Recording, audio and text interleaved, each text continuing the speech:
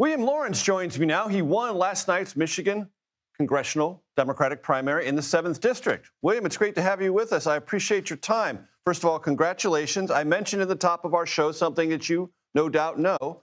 Your two comparatively moderate challengers on the Democratic side got more vote in this primary than you did. How problematic is that for you? And how do you try to get them and their supporters, more importantly, on your side for a hard-fought general? Well, thank you, Major. It's a pleasure to be here. And we're just thrilled with last night's result. I got to give all the praise to our team and the 1,000+ volunteers who were knocking doors across the 7th District. And the results to us look like a strong showing in every single corner of the district.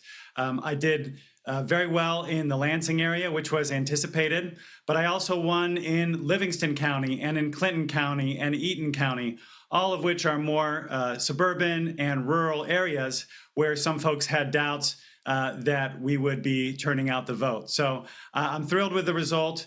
I'm glad to have Ambassador Brink and Matt Masdam both on my team and doing the real job, which is to beat Tom Barrett in this general election. So many have said in the Democratic Party that you're simply too leftist for this district. How do you respond to that? Folks should come out here to mid-Michigan and knock on some doors with us, because what we're hearing is that people across the political spectrum, Democrat, Independent, and Republican, are sick of corporate-funded candidates on both sides of the aisle. They're sick of AI data centers pushed by billionaires in Silicon Valley bullying their ways into our small towns. They're sick of these endless wars around the world that are expensive and have not made us any safer, while we can't even afford good housing and health care for the people of mid-Michigan. So those are the issues that we've been campaigning on and connecting not just with Democrats, but with Independent and Republican voters. And these are issues on which Tom Barrett is deeply vulnerable. He's voted for our health care premiums to rise. He's voted to kick hundreds of thousands off of Medicaid. And he's voted to fund this outrageous war in Iran, which is causing the cost of gas and groceries to go through the roof. And he hasn't held a single town hall because he knows he can't answer for his record. So I cannot wait to continue doing the work of earning trust from every single voter across this district. And nothing about Democratic Socialist of America agenda either on borders or police or those related issues are vulnerable for you? Well, that agenda is not my agenda. My agenda is built by listening to people here in mid-Michigan.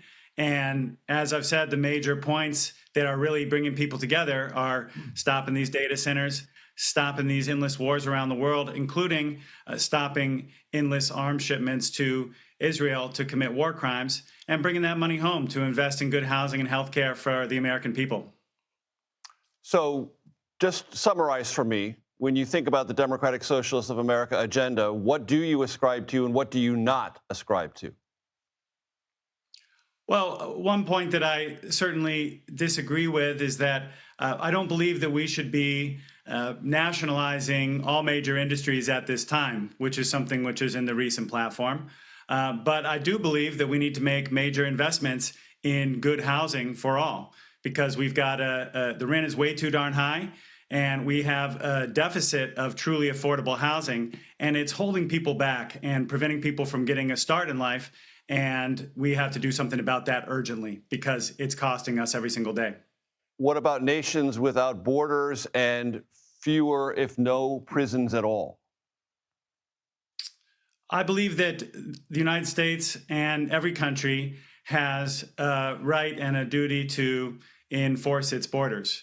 And I do believe that we have too many people incarcerated in this country, but that position that you just named is certainly not my position, and that's why, again, we're staying focused on the issues that are uniting people here in the district.